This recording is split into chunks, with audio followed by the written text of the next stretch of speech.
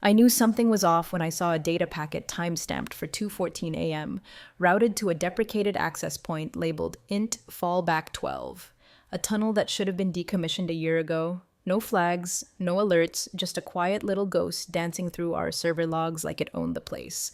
Most people wouldn't have noticed. Hell, most people barely read the log headers, but I'm not most people. I'm the one who audits them when something explodes. I'm the one they forget exists, until they need someone to blame. The irony? That ghost file wasn't even the worst part.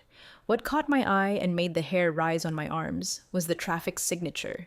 It looked like routine file sync activity, except it was pinging from a third-party mirror in Singapore. We don't have any partners in Singapore. We don't even contract out there. The only explanation. Someone either misconfigured access permissions or worse, someone cracked us open like a tin can and no one noticed. For context, I'm Lane Mitchell.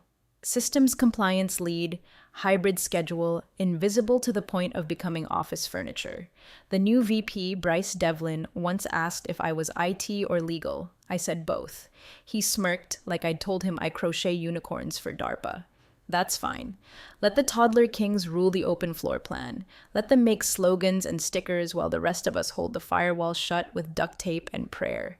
I wasn't here for glory. I was here to make sure no one accidentally commits a felony during lunch break. Hey, before I forget, if you've made it this far, do me a favor. Tap that subscribe button and like the video. I know it seems small, but it really helps keep these stories coming. Only about 3% of you actually subscribe, and we see everyone. Thanks.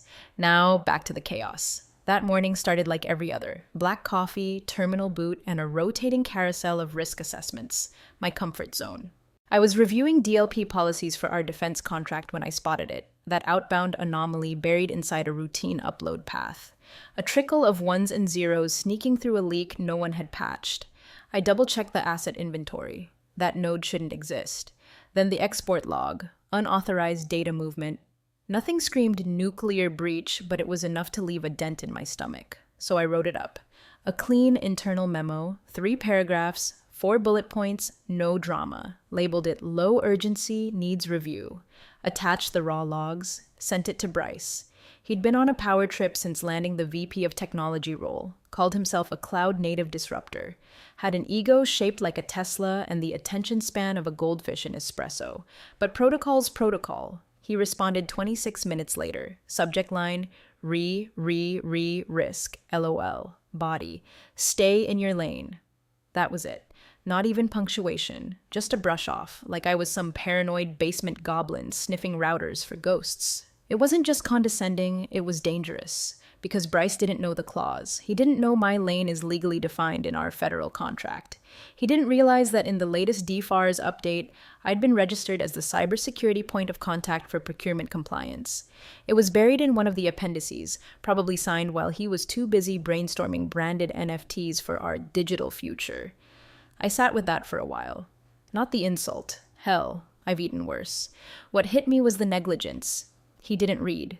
And in our business, not reading gets you indicted. So I did what the law allows, what it requires. If you've flagged a material risk and been dismissed, I logged the event, I encrypted the memo, and I submitted it silently, officially, to the A74.12C compliance mailbox at the Defense Procurement Oversight Office. No bells, no gotcha, just a quiet checkmark next to a task I prayed would never matter. But 3 weeks later, the feds showed up, and the only name on their paperwork was mine. The room smelled like overbrewed coffee and startup desperation.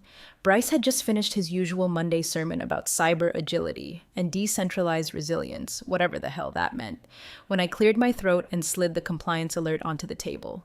3 pages. Bulletproof. I didn't dramatize it, I just laid out the facts. A misconfigured outbound node, unauthorized routing behavior, and potential exposure to foreign IP clusters.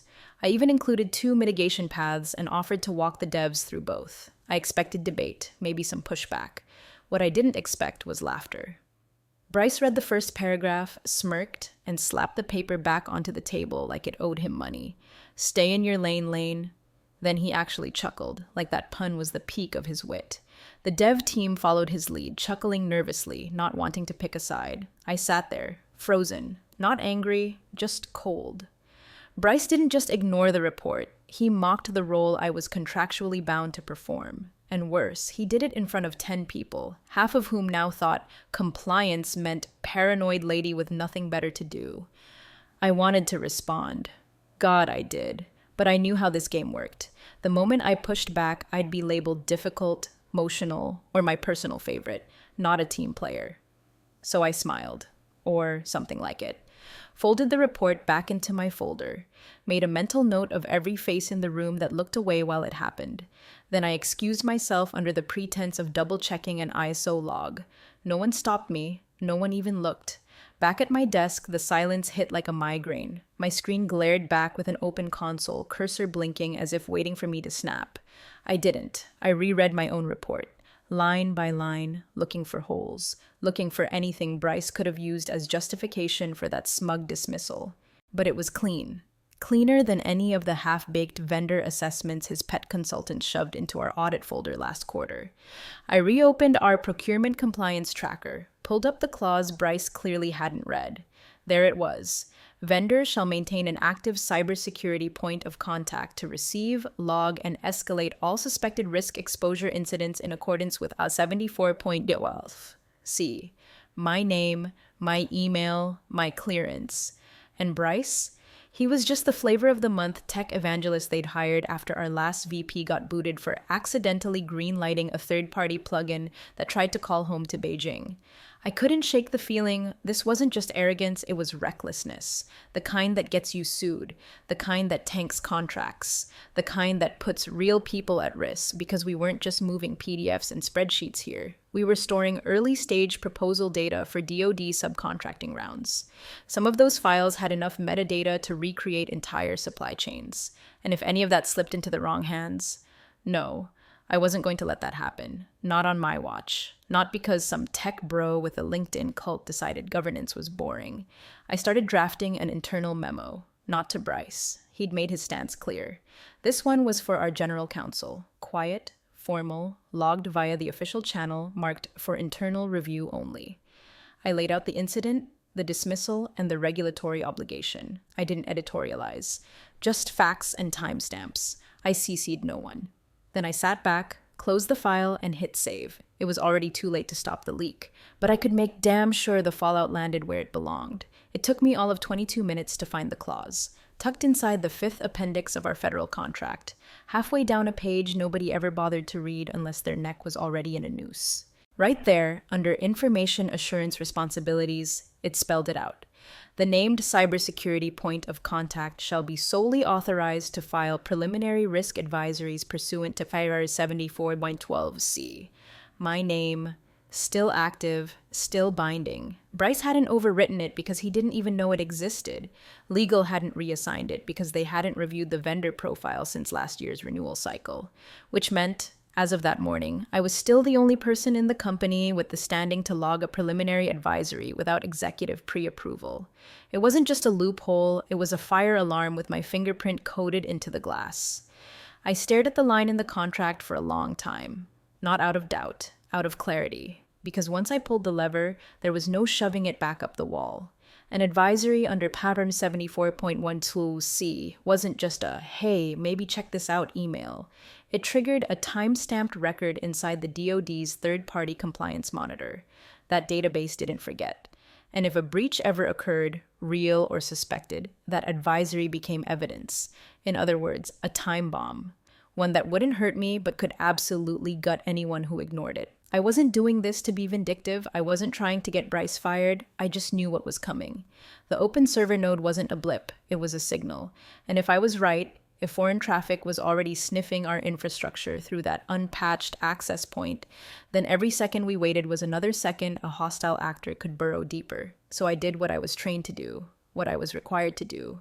I logged into my secure terminal, generated a new session key, created a SHA-256 hash of the raw logs, cross-referenced with a snapshot of the asset inventory and the last 3 days of outbound packet metadata. Then I opened the federal portal. The advisory form was sterile, just blank fields and bloodless drop-downs. I entered the vendor ID, company name, contract number. Selected Risk Notification, Non-Breach or Policy Violation. Attached the encrypted payload. Added a note. Observed anomalous outbound traffic from deprecated node INT fallback 12. Risk of unauthorized access. Internal escalation unsuccessful. Submitting under authority of named POC per DFARS bar 74.1 though. C. Logs enclosed. Signed it. Clicked submit and watched the screen flash green for exactly 1.5 seconds before returning to idle. No confirmation. No thank you. Just the knowledge that somewhere in a federal compliance warehouse, a new ticket now bore my name.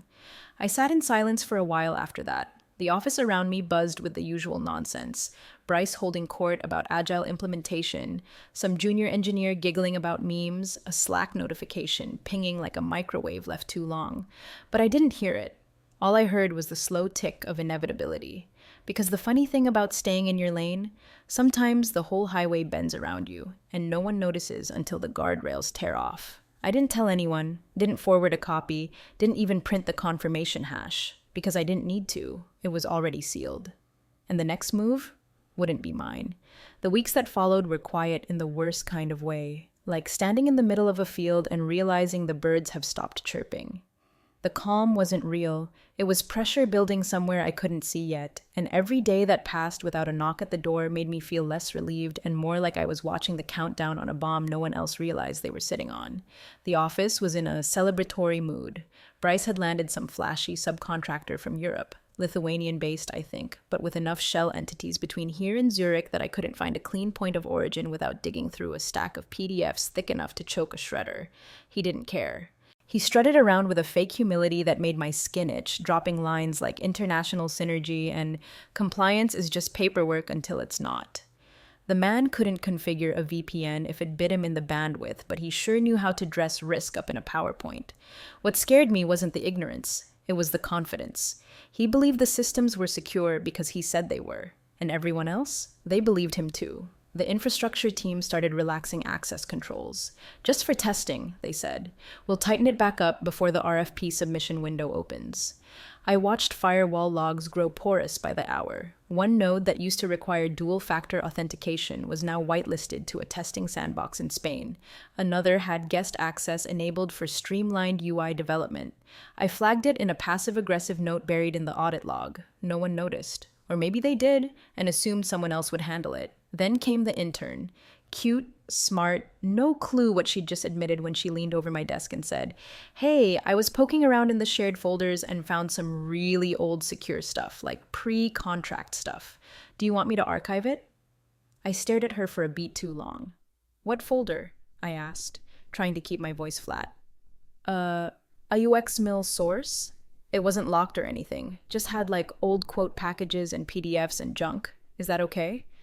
I smiled because I had to. "Thanks for letting me know. I'll take care of it." She walked away, earbuds in, humming some oblivious indie song while I sat there staring at my screen like it had personally betrayed me. A UX Mill source wasn't just junk. It was legacy sourcing data from a previous round of federal contract proposals, stuff that should have been long migrated into a vault or scrubbed entirely. The metadata alone in those files could paint a complete picture of our supplier ecosystem, negotiation levers, even pricing structures. That folder was locked down for a reason, and now it wasn't. Someone had cracked the seal, not out of malice, just ignorance. Maybe Bryce trying to impress a vendor. Maybe an engineer just toggling permissions to troubleshoot something. But that door, it was open now, and anything that had wandered in or out was impossible to trace without forensic tools I didn't have clearance to use without an incident trigger, which meant all I could do was wait. Every night I went home with my stomach in knots, expecting to wake up to a headline. Every time my phone buzzed with an unlisted number, I half hoped it was the feds, not because I wanted the fallout, but because the silence was worse.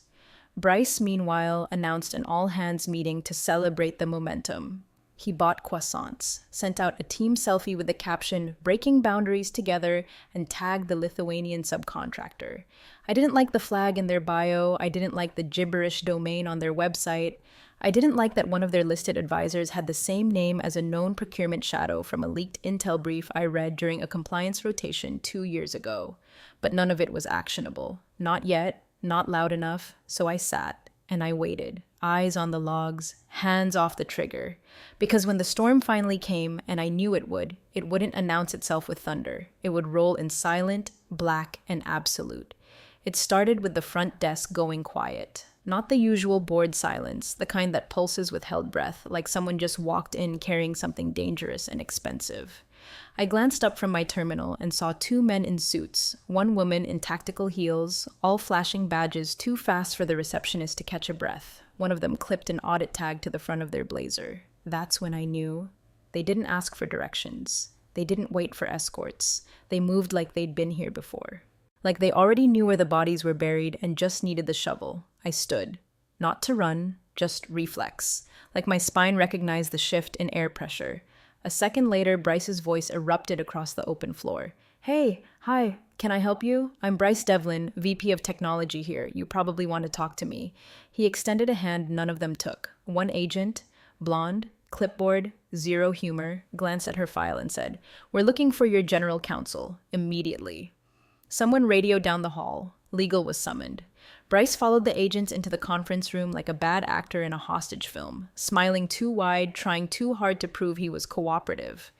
I stayed in my chair, still, silent, but my name was already in the room before I was. I couldn't see everything from my desk, but I caught the shift in energy through the glass. The way the senior agent laid out a document, spun it toward legal, tapped once. The way our general counsel's expression slid from irritated to ashen in real time. The way Bryce's mouth moved without sound, then stopped completely when the agent handed over a printout. I saw it flash for half a second as it hit the table, bold black letters across the top.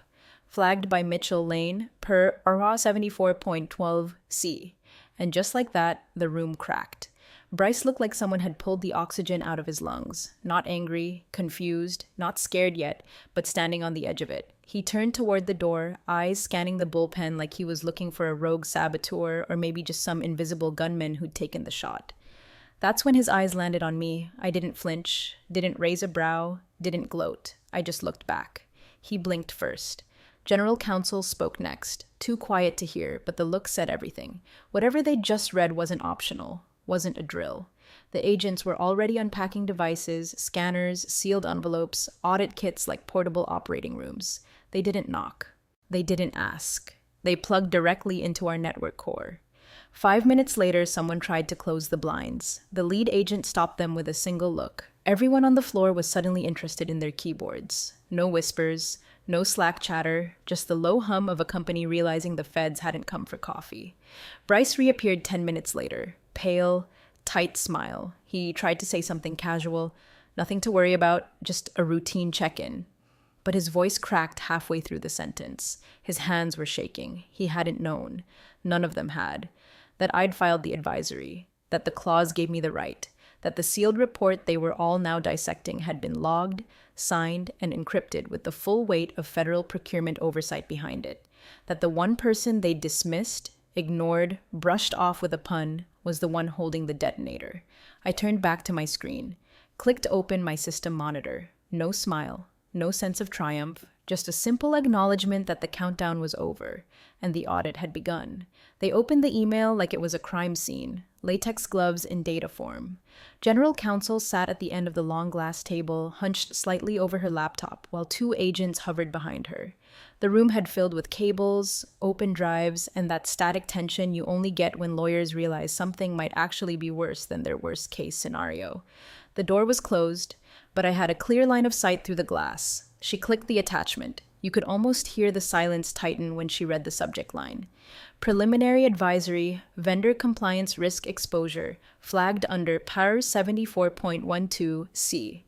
Her mouth flattened to a line. Not a word. Not a flinch. Just a long exhale through her nose, like someone had punched her in the gut without touching her. She kept reading. Line by line, the advisory was precise. A bloodless autopsy. No editorializing. Just a time-stamped log of the event. The rogue node, the unauthorized outbound transmission, the firewall inconsistencies, the access level discrepancies. All cross-referenced against system snapshots. Every data hash logged and validated, even the Slack conversation where Bryce told me to stay in my lane, attached as Exhibit C. The last paragraph was a scalpel. Per DFARS. 74.12c. Preliminary notification of potential compliance risk is submitted under the authority of named cybersecurity point of contact as documented in Contract Appendix F. Escalation within internal channels failed to resolve issue. The agent pointed at that line. General counsel swallowed, whispered it like a confession. What have you done? I stood in the doorway by then, quiet, calm. I did what I was hired to do, I said. She looked up at me slowly, like she hadn't realized I was that close. Like she thought maybe if she stared hard enough, I'd disappear and take the paperwork with me. But I didn't, because I couldn't. Because everything I had submitted was accurate, timely, and compliant. And because the only reason we hadn't already been buried under a federal investigation months ago was that I'd pulled the brake. The agents began asking questions. Not to me, yet, but about me. When was the last time access logs were reviewed? Who disabled the dual auth protocol? Who approved third-party testing environments with no active SOC monitoring? Each one was a nail. Bryce's answers got thinner, more defensive. He started shifting blame to infrastructure, even to the intern. The same one who'd wandered into the secure folder weeks ago because no one thought to relock the door after opening it for vendor review. I watched the counsel try to pull herself together. She closed the laptop like it weighed 100 pounds and looked at me again. This time not like I was a liability, but like I was the only grown-up left in the room. You're still the named contact? Yes, I said. It's still active in Appendix F. No one updated it. She blinked hard. Once. Twice. We'll need you to help coordinate with the federal review team. I nodded. Already started compiling the incident folder. It wasn't pride, it wasn't revenge, it was necessity. Because someone had to act like the building was still worth saving, and at that moment, I was the only one whose hands weren't covered in the fuel that started the fire. Outside the room, no one made eye contact with me. They'd all seen the moment the power dynamic flipped. The woman they ignored, the one they thought was just compliance, now stood between the company and a federal procurement freeze. My signature had triggered it. But my documentation might be the only thing that proved intent wasn't malicious. Let that sink in. The very thing they dismissed could be the reason they survive. Bryce slumped in his chair, ghost white, eyes on the floor. I walked past him without a word. Not because I was better, but because I was right. By noon, the story had mutated into a virus. Everyone in the building was infected by some version of it, passing hushed whispers like they might catch guilt through eye contact. Bryce was already in triage mode, weaving his narrative with the desperation of a man who just realized he doesn't control the script anymore. She took it upon herself to escalate without approval, he said loudly to legal. She bypassed chain of command. She never even brought it to senior leadership. The general counsel didn't even look up from her tablet. The email was time-stamped. You were copied on the internal memo 5 days before she filed with the agency. Bryce's ears burned red. He shifted his weight like a toddler caught lying about who broke the lamp. She could have come directly to me. She did, said the COO flatly, flipping through a printed copy of the Slack exchange. Stay in your lane. That's your response? Bryce opened his mouth, but the room was no longer his. The logs, my logs, matched the advisory to the letter. Timestamps, access permissions, traffic origins, escalation attempts. Everything in that email was validated by the systems he was supposed to be overseeing. And now that the federal team had begun their forensic scrape, it wasn't just a bad look. It was procedural negligence. The kind that gets vendors suspended. The kind that kills RFP eligibility overnight. By early afternoon, word had come down. 2 of our upcoming defense proposal submissions were officially on freeze. Not denied, yet, but frozen. Pending full audit and resolution, which in government speak is like being told the bomb hasn't gone off yet, but it's humming. That's when the COO lost it. We are hemorrhaging eligibility and you're still worried about optics? He snapped at Bryce. We should have listened to her weeks ago. Hell, we should have been reviewing risk protocols quarterly. You killed the cadence. You killed the red team drills. You wanted a clean sheet for the investors. You got one. Blank.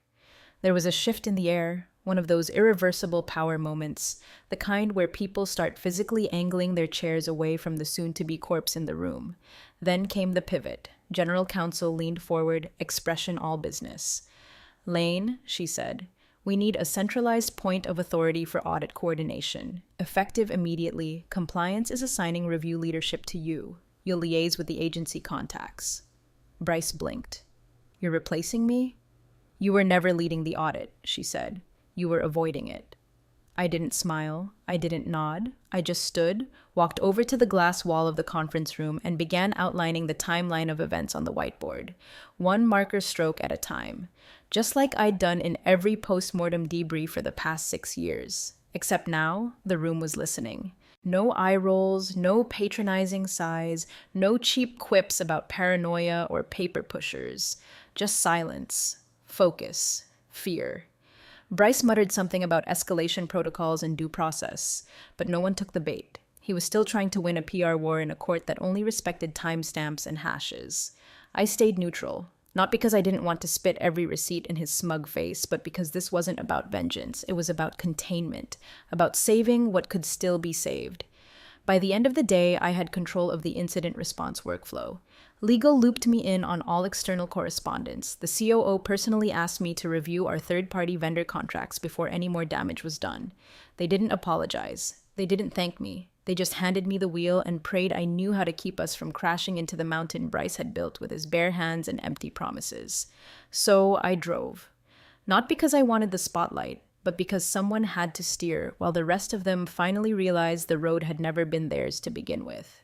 They didn't call it an emergency board meeting, but no one shows up to a Friday 6:30 a.m. call wearing jackets unless there's fire involved. I sat in my usual corner box on the Zoom grid, no makeup, hair back, coffee in hand. The others looked like they hadn't slept, which, in fairness, they probably hadn't. The fallout from the RFP freezes had hit investor channels by midnight, and once that fear spreads, the cleanup isn't just about systems, it's about optics, liability, continuity. Let's move to item 4, the chairman said. General Counsel? She cleared her throat. Based on findings from the internal review and in coordination with the Federal Audit Response Team, we're recommending the immediate creation of a new executive role, Director of Cyber Continuity and Risk. This will formalize vendor-side ownership over all future compliance submissions, incident reporting, and third-party oversight. She didn't even pause before continuing. We've nominated Lane Mitchell for the role, effective immediately. No vote was needed technically, but they called one anyway. It was unanimous. There was a flicker in one of the boxes. Bryce, looking like he'd aged 10 years in 3 days, sitting rigidly with his mic muted. I didn't look at him. I didn't need to. The chairman handled it clean. Mr. Devlin, he said, you'll be placed on executive leave pending further review. Legal will coordinate next steps. Bryce unmuted. This is a massive overreaction. The chairman cut him off with a raised hand. This is containment. Please don't confuse the two. Then, just like that, they moved on. It wasn't dramatic, no fireworks, just the sound of Bryce being erased in real time and the protocol moving forward without him. After the call, I received a secure message from legal. The Federal Procurement Office had requested a lead compliance contact to interface directly with their oversight agents. They'd prefer continuity, the note read. Your name was already provided. I accepted the calendar invite without fanfare. When the Zoom started, the federal officer greeted me like we'd spoken 10 times already. Ms. Mitchell, he said, glad to see you officially listed. Let's begin. We didn't talk about Bryce. We didn't talk about the company's panic spiral. We talked about logs, timestamps, vendor re-verification, and a new policy schedule I'd already drafted 2 nights ago in anticipation of this. They asked questions. I answered calmly. They asked for a revised incident protocol. I shared the update. It wasn't power I felt. It was clarity. The kind that settles over you when you realize no one's coming to save the ship, and you've been steering it in the dark for months already. The new title didn't mean much to me, not really. I didn't update LinkedIn. Didn't call my family. I just moved into the role like stepping into a pair of old boots. Nothing changed, except the door plate on the compliance office and the fact that when I walked through engineering, people actually looked up now. Not out of fear, not even out of respect. Just awareness. Like they'd finally noticed the floor they were standing on had a name. Mine. At lunch, I passed Bryce's empty glass office. Someone had already peeled off his whiteboard stickers. His desk looked untouched, but hollow, like even his ego had packed up early. I didn't stop. Didn't need to. I had a firewall overhaul to draft, vendor access to audit, a dozen new security protocols to push into production. Because I wasn't just in charge now. I was the damn protocol. And if they didn't want another fire, they'd follow my lanes from now on. The boardroom was colder than usual. Not physically, climate control in that place was surgically tuned to corporate comfort, but in tone. Chairs filled slowly, men and women in tailored suits clutching paper folders like shields, not a single one of them cracking a joke. No, how was the flight? No, catch the game last night. Just silence, and that soft undercurrent of breath before a reckoning. I sat at the head of the table, not at the end, where guests sit. At the head. There wasn't a vote about it. Someone just put my nameplate there. Nobody moved it. The CEO entered last, still wearing the tailored polish of a man used to controlling the room, but he didn't speak immediately. He nodded once at legal. She opened her folder without flourish and held up a single printed page. "Before we begin," she said, "this is the document that initiated the chain of events we're here to review." It was a copy of my email. No embellishment, no edits. Just a subject line printed in bold black font. Preliminary Advisory, Vendor Compliance Risk Exposure, flagged under PAR 74.12C. She placed it on the table like a detonator already gone off. The CEO picked it up and stared at it for a long moment, thumb resting at the bottom like he could press undo if he just held it hard enough. He looked older, less invincible. "This one email," he murmured, more to himself than anyone. "This flagged everything?" General Counsel nodded.